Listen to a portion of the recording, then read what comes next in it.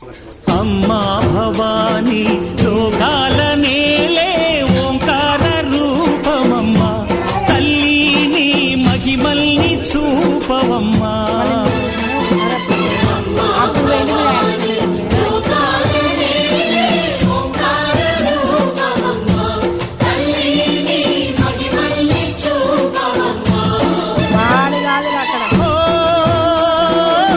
సృష్టికే దీపమా, శక్తికే మూలమా, సింహరథమే నీదమ్మా.